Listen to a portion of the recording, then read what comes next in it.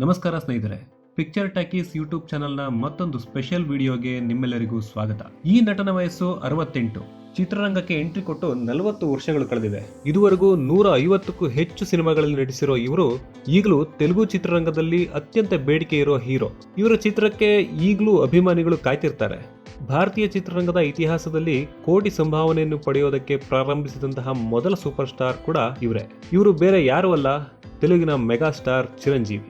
ಇವತ್ತಿನ ಈ ವಿಡಿಯೋದಲ್ಲಿ ನಾವು ತೆಲುಗು ಚಿತ್ರರಂಗದ ಮೆಗಾ ಸ್ಟಾರ್ ಚಿರಂಜೀವಿ ಅವರ ಟಾಪ್ 10 ಹೈಯೆಸ್ಟ್ ಕಲೆಕ್ಷನ್ ಮಾಡಿರುವಂತಹ ಸಿನಿಮಾಗಳು ಯಾವ್ಯಾವುದು ಅಂತ ಹೇಳೋದಕ್ಕೆ ಹೊರಟಿದ್ದೀವಿ. ಅದಕ್ಕಿಂತ ಮುಂಚೆ ನೀವೇನಾದರೂ ನಮ್ಮ ಚಾನೆಲ್ಗೆ ಸಬ್ಸ್ಕ್ರೈಬ್ ಆಗಿಲ್ಲ ಅಂದ್ರೆ ಈಗಲೇ ಸಬ್ಸ್ಕ್ರೈಬ್ ಆಗಿ. ಈ ಮಾಹಿತಿಗಳನ್ನು ನಾವು ಪ್ರತಿಷ್ಠಿತ ಸಂಸ್ಥೆ ಆಗಿರುವಂತಹ IMDb ಮೂಲಕ ಪಡೆದುಕೊಂಡು ನಿಮಗೆ ತಿಳಿಸುತ್ತಿದ್ದೇವೆ. ಚಿರಂಜೀವಿ ಅವರ ಟಾಪ್ 10 ಹೈಯೆಸ್ಟ್ ಕಲೆಕ್ಷನ್ ಮಾಡಿರುವಂತಹ ಸಿನಿಮಾಗಳ ಪಟ್ಟಿಯಲ್ಲಿ 10ನೇ ಸ್ಥಾನದಲ್ಲಿರೋದು 2007ರಲ್ಲಿ ಬಿಡುಗಡೆಯಾಗಿರುವಂತಹ ಶಂಕರ್ ದಾದಾ ಜಿಂದಾಬಾದ್ ಸಿನಿಮಾ. ನಿಮಗೆಲ್ಲ ಗೊತ್ತಿರೋ ಹಾಗೆ ಇದು ಬಾಲಿವುಡ್ ನ blockbuster cinema Lage Raho Munne ಭಾಯ್ನ ರೀಮೇಕ್.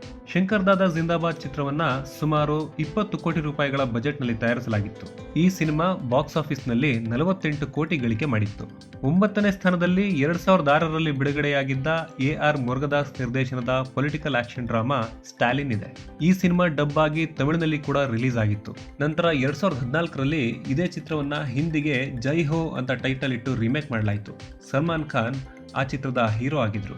ಈ ಸಿನಿಮಾದ ಬಜೆಟ್ ಸುಮಾರು 20 ಕೋಟಿ ರೂಪಾಯಿಗಳು. ಬಾಕ್ಸ್ ಆಫೀಸ್ ನಲ್ಲಿ 50 ಕೋಟಿ ರೂಪಾಯಿಗಳನ್ನು ಕಲೆಕ್ಷನ್ ಮಾಡುವ ಮೂಲಕ ಈ ಚಿತ್ರ ಸೂಪರ್ ಹಿಟ್ ಆಗಿತ್ತು. ಮುನ್ನಾ ಭಾಯ್ MBBS ಸಿನಿಮಾದ ರೀಮೇಕ್ ಆಗಿರೋ ಶಂಕರ್ ದಾದಾ MBBS 8ನೇ ಸ್ಥಾನದಲ್ಲಿ ಕಾಣಿಸಿಕೊಳ್ಳುತ್ತದೆ. ಈ ಚಿತ್ರವನ್ನು ಕನ್ನಡದಲ್ಲಿ ಕೂಡ ರೀಮೇಕ್ ಮಾಡಿದ್ರು. ಕನ್ನಡದಲ್ಲಿ ಉಪೇಂದ್ರ ಅವರು ಚಿತ್ರದ ನಾಯಕರಾಗಿ ಕಾಣಿಸಿಕೊಂಡಿದ್ರು. ಕೇವಲ 15 ಕೋಟಿ ಬಜೆಟ್ ನಲ್ಲಿ ನಿರ್ಮಾಣ ಆಗಿದ್ದ ಈ ಸಿನಿಮಾ 2004ರಲ್ಲಿಯೇ ಬರೋಬ್ಬರಿ 50.8 ಕೋಟಿ ರೂಪಾಯಿಗಳನ್ನು ಗಳಿಕೆ ಮಾಡಿತ್ತು. ಒಂದು ರೀಮೇಕ್ ಸಿನಿಮಾ ಹೇಗಿರಬೇಕು ಅನ್ನೋದನ್ನ ಈ ಸಿನಿಮಾ ತೋರಿಸಿಕೊಟ್ಟಿತ್ತು. 7ನೇ ಸ್ಥಾನದಲ್ಲಿ ಕಾಣಿಸಿಕೊಳ್ಳೋದು ಟಾಗೋರ್. ಕನ್ನಡದಲ್ಲಿ ಸಾಹಸ ಸಿಂಹ ವಿಷ್ಣುವರ್ಧನ್ ಅವರು ನಟಿಸಿರುವಂತಹ ವಿಷ್ಣು ಸೇನಾ ಸಿನಿಮಾದ ತೆಲುಗು ಅವತರಣಿಕೆ ಇದು. ಭ್ರಷ್ಟಾಚಾರದ ವಿರುದ್ಧ ತಮ್ಮದೇ ಆದಂತಹ ಸ್ಟೂಡೆಂಟ್ಗಳ ಸೈನ್ಯವನ್ನು ಕಟ್ಟಿ ಯಾವ ರೀತಿಯಲ್ಲಿ ಭ್ರಷ್ಟರ ವಿರುದ್ಧ ಹೋರಾಡ್ತಾರೆ ಅನ್ನೋದನ್ನ ಈ ಸಿನಿಮಾದಲ್ಲಿ ತೋರಿಸಲಾಗಿತ್ತು.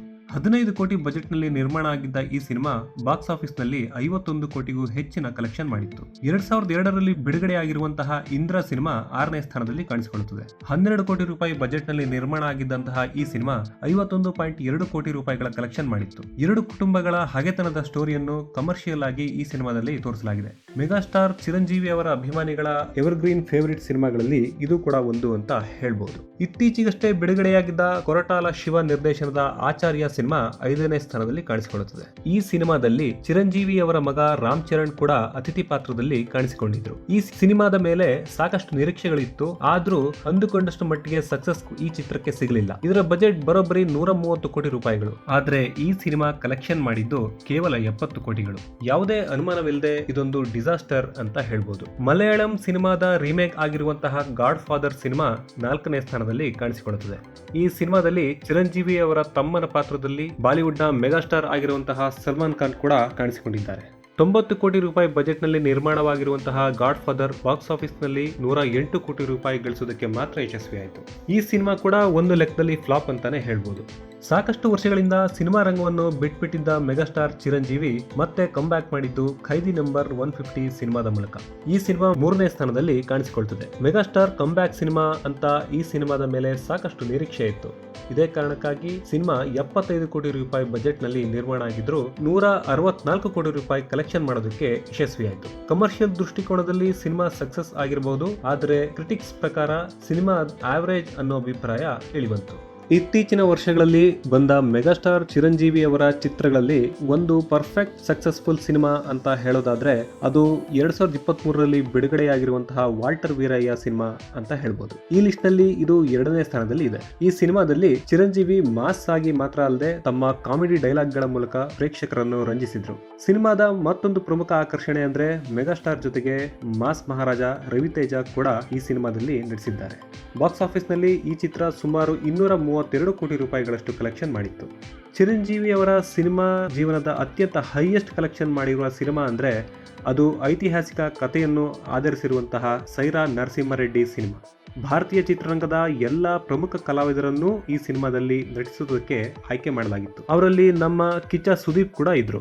ಕಿಚ್ಚ ಸುದೀಪ್ ಜೊತೆಗೆ ಅಮಿತಾಬ್ ಬಚ್ಚನ್, ರವಿ ಕಿಶನ್, ವಿಜಯ್ ಸೇತುಪತಿ, ತಮನ್ನಾ, ನಯನತಾರ ಕೂಡ ಈ ಚಿತ್ರದಲ್ಲಿ ಅಭಿನಯಿಸಿದ್ರು. ಭರ್ಜರಿ 200 ಕೋಟಿ ರೂಪಾಯಿಗಳ ಬಜೆಟ್ ನಲ್ಲಿ ಮೂಡಿಬಂದ ಈ ಸಿನಿಮಾ ಗಳಿಸಿದ್ದು 244 ಕೋಟಿ ರೂಪಾಯಿಗಳು ಮಾತ್ರ. ಸೈರಾ ನರಸಿಂಹರೆಡ್ಡಿ ಬಾಕ್ಸ್ ಆಫೀಸ್ ನಲ್ಲಿ ನಿರೀಕ್ಷಿಸಿದಷ್ಟು ಯಶಸ್ಸನ್ನು ಗಳಿಸಲಿಲ್ಲ.